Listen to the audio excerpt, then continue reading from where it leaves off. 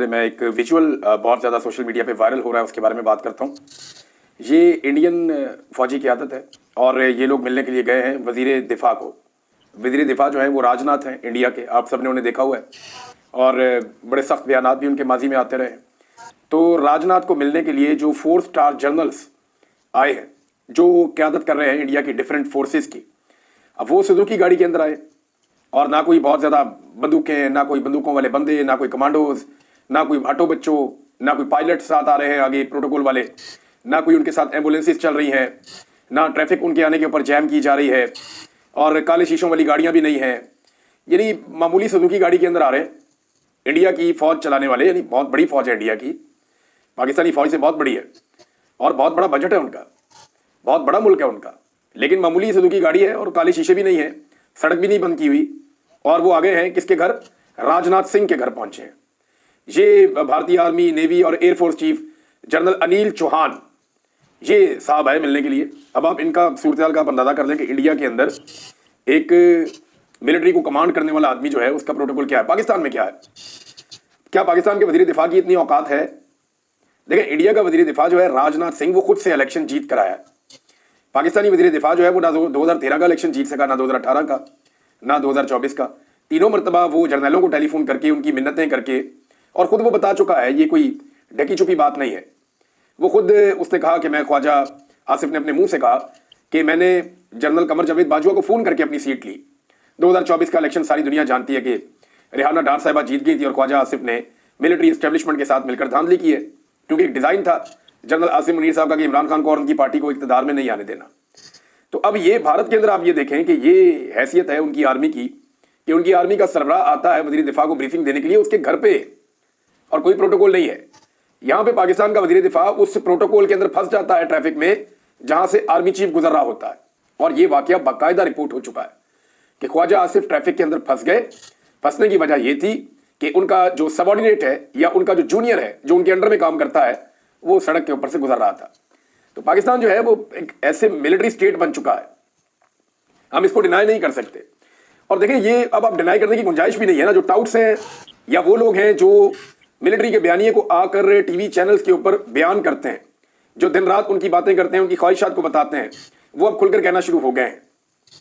आप फैसल बाडा का स्टेटमेंट ले लें, शायद अफरीदी के स्टेटमेंट तो आते रहते हैं और बहुत सारे लोगों के, लेकिन फैसल बाडा का आप स्टेटमेंट लें, वो कहते हैं जनरल आसिम मुनीर काबिल आर्मी चीफ है, जो इकोनॉमिक फ्रंट पर भी काम कर रहा है, डेमोक्रेटिक फ्रंट पर भी काम कर रहा है, जो वेस्ट में भी काम कर रहा है, प्रोजेक्ट्स में भी काम कर रहा है, सरमायाकारी, दहशतगर्दी, बॉर्डर्स पर भी काम कर रहा है।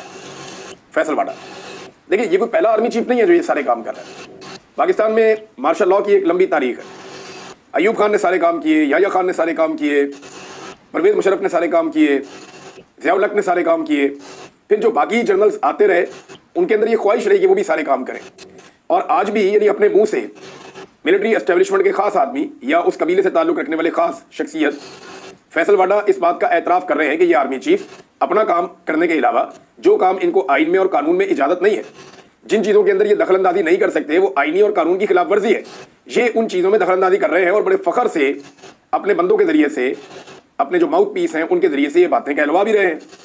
तो ये कोई अच्छी बात तो नहीं है ना। ये पहले आर्मी चीफ है जो सारे काम करना चाहते हैं या कर रहे हैं, लेकिन मेरी उम्मीद है और इंशाअल्लाह ये आखिरी आर्मी चीफ होंगे जो ये सारे काम कर रहा होगा। इसके बाद ये सिलसिला हमेशा के लिए बंद होना चाहिए ताकि पाकिस्तान भी इंडिया की तरह एक बड़ी मईशत बन सके, ताकि पाकिस्तान भी इंडिया की तरह एक खुद मुख्तार मुल्क बन सके, ताकि पाकिस्तान भी इंडिया की तरह एक ऐसा मुल्क बन सके जहां जमहूरियत हो, ताकि पाकिस्तान भी इंडिया की तरह एक ऐसा मुल्क बन सके जहां पे सिविलियंस की हुक्मरानी हो, ना कि वहां पे फौज हुक्मरानी करे। मैं आपको चंद चीजें बता दूं। देखिए, जब अवाम फौज के साथ खड़ी हो ना, फिर तो परवाही नहीं होती। चाहे आप गरीब हैं, चाहे अमीर हैं, फिर आप लड़ाई जीतते हैं, फिर आप कमाल किस्म की लड़ाई लड़ते हैं। जब अवाम फौज के साथ खड़ी होती है, फौज का मोराल ही कुछ और होता है। लेकिन जब अवामी कुव्वत पीछे से निकल जाए, अवामी सपोर्ट निकल जाए, तो फिर फौज के अंदर लड़ने की वो सकत रहती नहीं है, या वो सपोर्ट जब ना होना तो मजा नहीं आता लड़ने का। ड्यूटी तो करते हैं, लेकिन वो जो जान लड़ाने वाला मामला है ना, वो कौम साथ खड़ी हो ना, फिर बात बनती है, और ये सब जानते हैं। वरना ये मिली नगमे क्यों जारी किए जाते हैं? इसीलिए खून गरमाने के लिए, ताकि अवाम और फौज करीब आए। ये ड्रामास क्यों बनाए जाते हैं, ये फिल्में क्यों बनवाई जाती हैं? ये सारे काम डेलिबरेटली किए जाते हैं ताकि अवाम और फौज का रिश्ता गहरा हो जाए, क्योंकि इस रिश्ते की कीमत वो हर शख्स जानता है जिसने लड़ना है अपने मुल्क के लिए, कौम के लिए। लेकिन जब कौम दूर हो जाए तो फिर मुश्किलात बढ़ती हैं, फिर नहीं उस तरह लड़ा जाता या वो मामला नहीं होता। अब मैं आपको ये बताता हूं कि अगर तो आपके साथ कौम खड़ी है फिर तो ठीक है, अगर नहीं खड़ी तो फिर आपके पास बहुत पैसा होना चाहिए लड़ाई लड़ने के लिए, क्योंकि लड़ाई पैसे से होती है। पैसे से आप हथियार खरीदते हैं, जदीद से जदीद हथियार खरीदते हैं, पूरी दुनिया के अंदर आप लॉबिंग करते हैं, दुनिया को आप कंट्रोल करते हैं, सब कुछ आप कर लेते हैं, पैसा आपके पास होना चाहिए। तो पाकिस्तान के पास इसमें कितना पैसा है, क्या हम इंडिया का मुकाबला कर सकते हैं? कुछ आदादो शुमार मैंने निकाले, आपके साथ मैं शेयर करता हूं। 1960 से मैंने ये डाटा देखना शुरू किया। जीडीपी कहते हैं किसी भी मुल्क की तमाम चीजों को, यानी एक मुल्क टोटल एक साल में जितनी कमाई करता है, आसान अल्फाज में उसको जीडीपी कहते हैं। यानी जितनी सर्विसेज वो पैदा करता है या जितनी प्रोडक्ट्स वो पैदा करता है, जितना पैसा कमाने के लिए जो कुछ वो बनाता है या सर्विसेज देता है, उसको जीडीपी कहते हैं। इंडिया की 1960 में जो जीडीपी थी वो 37 अरब डॉलर थी। पाकिस्तान की जो उस वक्त जीडीपी थी वो 7.5 अरब डॉलर थी। यानी लगभग 4-5 गुना का फर्क था, ज्यादा फर्क नहीं था। पाकिस्तान 5 गुना छोटा मुल्क भी तो है ना। और उस वक्त जो है वो फी पाकिस्तानी 81 डॉलर कमाता था पर कैपिटा।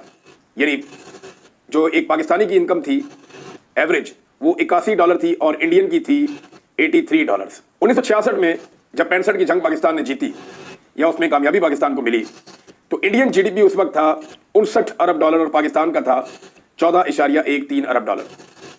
और हमारी जो पर कैपिटा इनकम वो इंडिया से बढ़ गई थी। उस वक्त जो फी आदमी कमाता है एवरेज वो इंडिया से बढ़ गई थी।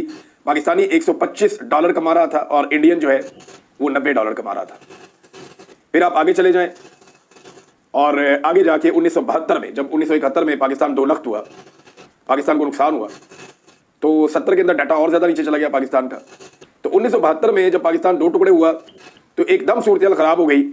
और सूरत इतनी ख़राब हो गई कि पाकिस्तान की इकॉनमी बहुत ज़्यादा डाउन चली गई और इंडियन इकॉनमी ऊपर चली गई। यानी पाकिस्तान का जीडीपी 9.6 हो गया और इंडिया का 88 बिलियन डॉलर्स हो गया।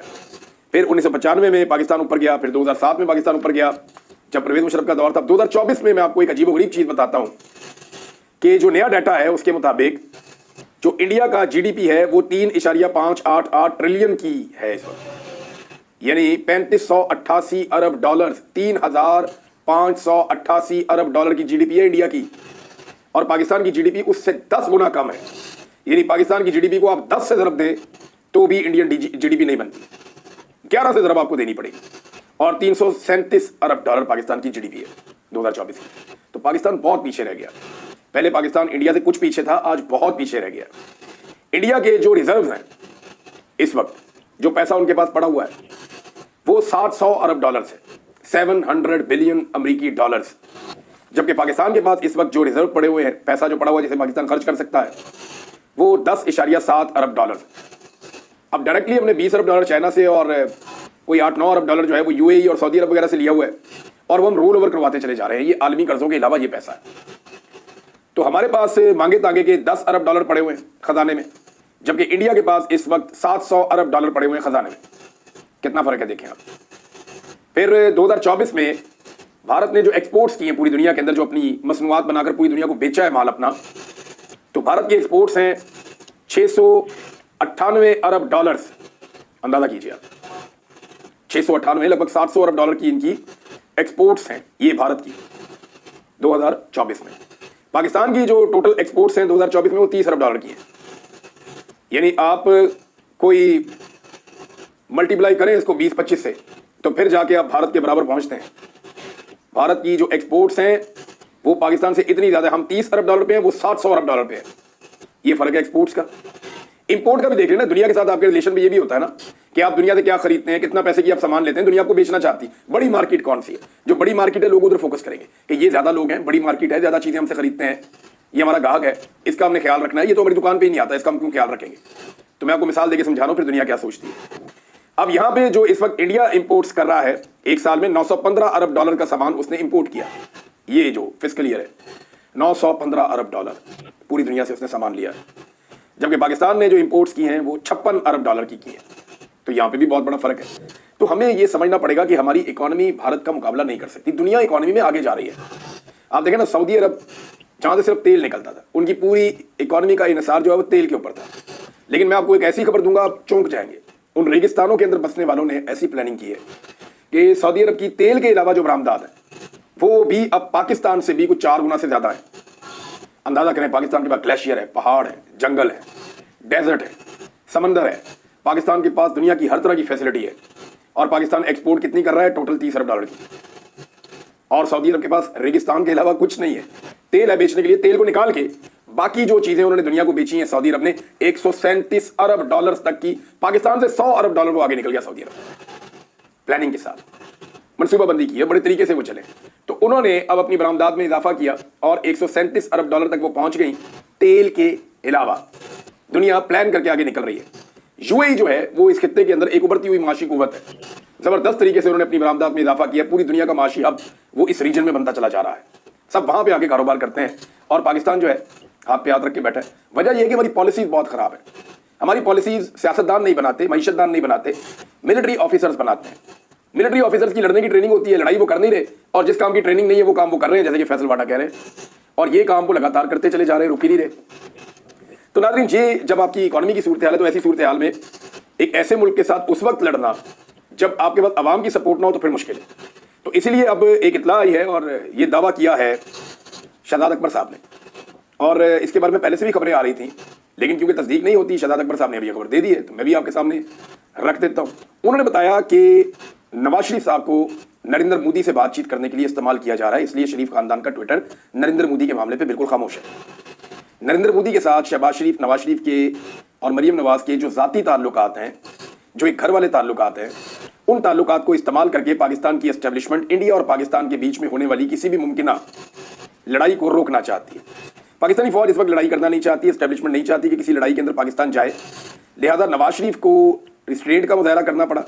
उन्होंने किसी किस्म का कोई स्टेटमेंट वैसे भी नहीं देना था, उन्होंने नरेंद्र मोदी को वो क्यों नाराज करेंगे, किस लिए, पाकिस्तानियों के लिए नाराज करेंगे, पाकिस्तानियों को खुश करने के लिए नरेंद्र मोदी को नाराज करेंगे। भाई ये पाकिस्तानियों ने तो नवाज शरीफ को वोट ही नहीं डाला, मुंह ही नहीं लगाया, तो जिन लोगों ने मुंह ही नहीं लगाया उन लोगों को खुश करने के लिए नरेंद्र मोदी जैसे दोस्त को नाराज कर देना तो अकलमंदी नहीं होगी।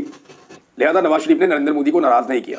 और अब ये पता चल रहा है बकौल शहजाद अकबर साहब के कि बाकायदा नवाज शरीफ साहब को इस्तेमाल किया जा रहा है बैकडोर डिप्लोमेसी के लिए कि वो नरेंद्र मोदी के साथ कोई बातचीत करके रास्ता निकालें। मेरी इतला के मुताबिक अभी तक कोई पेशरफ्त नहीं हो सकी, क्योंकि भारत इस बात पे तुला है कि वो एक कार्रवाई तो जरूर करेगा अपने लोगों को मुतमईन करने के लिए, क्योंकि इस मामले को जितना भारत ऊपर ले गया है अब भारत को कुछ ना कुछ करना पड़ेगा। सिंध ताश माहिदा मुअत्तल करने का फैसला तो उन्होंने कर दिया, लेकिन ये एक लॉन्ग टर्म चीज़ है, इसके ऊपर दहाइयाँ लगेगी, 1 दहाई 2 दहाई, जितना पैसा डालते जाएंगे उतना पानी रोकते जाएंगे। तो भारत कितना पानी और कैसे पानी रोक सकता है, ये सवाल हमारे बीच में चलता रहेगा। इसके ऊपर हकायक भी आते रहेंगे, चीज़ें डिस्कशन भी होती रहेगी, लेकिन भारत को कुछ ना कुछ करना पड़ेगा जितना इसने मामले को उठा दिया है। अभी कश्मीर के अंदर भारत क्रैकडाउन कर रहा है, और उस क्रैकडाउन में भारत ने मजीद 5 कश्मीरियों के घरों को धमाका खेज मवाद से उड़ा दिया है। इससे पहले भी उन्होंने यही किया था। तो भारत फौरन जो है वो अपनी एक्टिविटी तेज कर देता है मकबूजा कश्मीर में किसी भी वाक़े के बाद, दहशतगर्दी के वाक़े के बाद।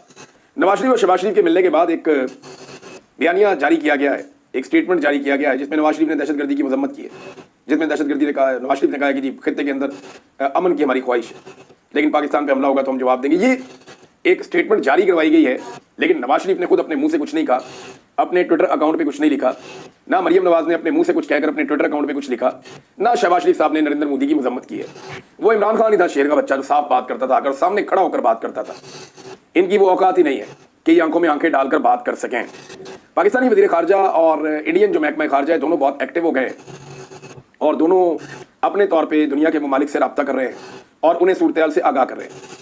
इंडिया का मुकदमा ये है, वो ये कहते हैं कि जनाब पाकिस्तान बार बार इंडिया के अंदर मुदाखलत करता है, हमारे ऊपर हमले करवाता है। वो उसमें ख्वाजा आसिफ का स्टेटमेंट, नवाज शरीफ के स्टेटमेंट, ये सारी चीज़ें वो इस्तेमाल कर रहे हैं। माजी के जो वाक़यात हैं, अजमल के साहब, ये वो सब वो उनको बता भी रहे हैं। पाकिस्तान बार बार ये कहता है कि ये फॉल्स फ्लैग ऑपरेशंस हैं, इंडिया पहले भी कोई सबूत नहीं दे सका, अब भी कोई सबूत नहीं दे सकता, लिहाजा ये हमला हमने नहीं किया, ये इंडिया के अंदर ही कार्रवाई हुई है, ये इंडिया की इंटेलिजेंस की और उनकी सिक्योरिटी की नाकामी है, ये हम पर डालने की बजाय हम इसकी इन्वेस्टिगेशन के लिए तैयार हैं। ईरान ने कहा जी हम इसके अंदर सालसी का किरदार अदा कर सकते हैं, पाकिस्तान ने फौरन कहा जी बिल्कुल कर दें, लेकिन इंडिया ने इसके ऊपर भी बात नहीं की। इस वक्त इंडिया का जो रद्द-ए-अमल है वो जारहाना है, पाकिस्तान जो है वो मोहतात अंदाज में आगे बढ़ रहा है। लेकिन ये मैं जानता हूँ कि लड़ाई होगी तो मुख्तसर लड़ाई में तो इंडिया को फैंटी लगेगी, लंबी लड़ाई की हमारी कैपेसिटी नहीं है। मैंने इकोनॉमी की सूरत हाल आपके सामने नाजरीन रख दी है। लंबी लड़ाई तभी लड़ी जा सकती है जब कौम साथ खड़ी हो जाए और कौम कह जी हम गलियों मोहल्लों में भी इस फौज से लड़ेंगे, फिर तो आप लंबी लड़ाई लड़ सकते हैं। अदरवाइज लंबी लड़ाई जो है वो कौम के बगैर नहीं होती, या तो कौम साथ हो या पैसे आपके पास हो। पैसे पाकिस्तान के पास है नहीं और कौम इस वक्त जो है वो नाराज़ है मिलिट्री एस्टेब्लिशमेंट से कि आपने हमारा मैंडेट छीना, हमारा जो महबूब लीडर है पाकिस्तान का इस वक्त सबसे मकबूल आदमी, उसको आपने जेल में बंद कर दिया, खवातीन के साथ, बच्चों के साथ आपने ज्यादती की, चादर और चार दीवारी का आपने तकद्दुस पामाल किया, लोगों को जबरी तौर पर लापता किया, लोगों से जबरन प्रेस कॉन्फ्रेंसेस करवाई। तो ये सारी चीज़ों पे लोग नाराज़ हैं और इनका इम्पैक्ट अब आ रहा है। बहरहाल दोनों तरफ के जो वज़ीर ख़ारजा है वो अपनी अपनी कोशिश कर रहे हैं। पाकिस्तान के जो वज़ीर दिफा हैं ख्वाजा आसिफ, अब उनको शीरी मज़ारी साहिबा ने भी जवाब दिया है। शीरी मज़ारी साहिबा वो खातून हैं जिन्होंने ख्वाजा आसिफ की बड़ी गंदी तनकीद जो है वो बर्दाश्त की थी। इनके ऊपर बड़े घटिया अल्फाज इस्तेमाल किए थे ख्वाजा आसिफ ने। वैसे ख्वाजा आसिफ जुगतबाज हैं, ये बड़ी जुगतें लगाते हैं और इनकी ज़बान जो है उससे कोई भी महफूज नहीं है। ख़ास तौर पर ये ख़वातीन के ऊपर हमले करते हैं ख्वाजा आसिफ। तो ख्वाजा आसिफ के बारे में वो कहती हैं पाकिस्तान की सत्ता इस हद तक गिर चुकी है कि इसके वज़ीर दिफा ने एक जानिबदार एंकर के इल्ज़ाम के जवाब में ये बेहुदा बात कह दी कि पाकिस्तान तो सिर्फ अमेरिका का गंदा काम कर रहा था, उसने पाकिस्तान को वो नुकसान पहुंचाया जो कोई दुश्मन भी ना पहुंचा सकता था। एक बदतमीज़ और भोंडा औरत दुश्मन, क्या इसे रियासत मुखालिफ सरगर्मियों का मुजरिम नहीं ठहराया जाना चाहिए? ये शीरी मज़ारी साहिबा ने सवाल उठाया। ख्वाजा आसिफ जो है वो अब उस वाक़े के बाद से लेकर अब तक जब से उन्होंने वो इंटरव्यू दिया है, वो डिज़ास्टर जिस पे सारी दुनिया का मीडिया पाकिस्तान के खिलाफ हो रहा है, जिस पे इंडियन मीडिया जो है, यानी हम कोई भी बात करते हैं या कोई भी नुक्ता नज़र उठाते हैं पाकिस्तान का, नीचे ये वीडियो कोई ना कोई लगा देता है। और जितने इंडियंस हैं वो हर जगह पे इसको फैला रहे हैं सोशल मीडिया पे। ख्वाजा आसिफ के इस बयान के बाद और इस बयान की वजह से पाकिस्तान के बयानिए को बहुत बड़ा नुकसान पहुंचा है, जबकि इंडियन बयानिए को बहुत फायदा हुआ है। अब ख्वाजा आसिफ कभी जनाब कहते हैं जी ये गलती हमने कर दी, वो गलती हमने कर दी, तो गंदे कपड़े धो ही जा रहे हैं। गलती मानने की बजाय ख्वाजा साहब डट गए और अड़ गए और साबित कर रहे हैं जी सारी दुनिया अच्छी, हम ही गंदे हैं। ख्वाजा आसिफ साहब अब ये साबित करने में लगे हैं कि जी सारे अच्छे थे, हम गंदे, हमारे फैसले गलत थे। अब कभी ज़ियाउल हक पर डाल दें, कभी उस पर डाल दें कि ज़ियाउल हक के साथ तो आप लोगों के बुजुर्ग थे, आप सारे उन्हीं की पैदावार है। बहरहाल ख्वाजा आसिफ साहब सफाइयाँ देते रहे, जो मर्जी करते रहे। मामला वही है जो मैंने आपके सामने रखा। एक सद्दाम खान तरीन साहब जो है उन्हें एक और मुकदमे के अंदर अब मुंतकिल किया गया, एक और थाने में, वहाँ से एक और थाने में। तो उनके लिए बड़े मुश्किल हालात हैं, उनकी मुलाकातें भी नहीं करवाई जा रही, लेकिन उनके साथ ही डटे हुए हैं। उम्मीद है कि वो जल्द रिहा होंगे। लेकिन बलूचिस्तान के नौजवानों के साथ जो जुल्म हो रहा है, पंजाब के नौजवानों के साथ जो जुल्म हो रहा है, इसकी मिसाल जो है वो माजी में नहीं मिलती। और सिंध के अंदर तो सूरत हाल आपके सामने कि लोग नहरों के खिलाफ भी एहतजाज करने जाते हैं तो जरदारी साहब और उनकी पुलिस लोगों को मारते हैं और लगातार मारते हैं। पंजाब में नाज़रीन किसानों का मुकम्मल तौर पर बेड़ा गर्क हो गया है और उसके ऊपर एक नज़म लिखी है, ये बड़ी ज़बरदस्त नज़म है। मैं आज ये पढ़ रहा था, चंद फिक्रे हैं आबी मखनवी साहब की, और मैं ये चाहता हूँ कि मैं आपको ये पढ़ के सुनाऊँ। किसान की तरफ से वो लिखते हैं कि किसान कह रहा है कि मेरी गंदम खरीदने वालों, सख्त मौसम से जीत जाता हूँ, सब्जी हो या अनाज मंडी में सस्ते दामों में हार देता हूँ, फसल होते ही मैं चुका दूंगा, मेरी गंदम खरीदने वालों थोड़ा आटा उधार दे दोगे? अंदाज़ा कीजिए आप। और ये एग्जैक्टली किसान के साथ हो रहा है। जिसका उगाया हुआ आप सारे खाते हैं ना, आज वो खाने के लिए परेशान है, उस पर ऊपर कर्जा चढ़ गया है। और ये इस हुकूमत की पॉलिसी ने किया है। ये बाहर से गंदम मंगा के दुनिया को खुशहाल करेंगे क्योंकि उससे कमीशन मिलता है जो इनकी जेबों में जाता है। अपने किसान को गंदम का पूरा पैसा नहीं देंगे, अपने किसान को अप्रिशिएट नहीं करेंगे कि वो ज्यादा गंदम उगाए। ये जुल्म है, जबर है। और पाकिस्तान के किसान को पीस दिया इन लोगों ने, जो पाकिस्तान की सबसे बड़ी आबादी है।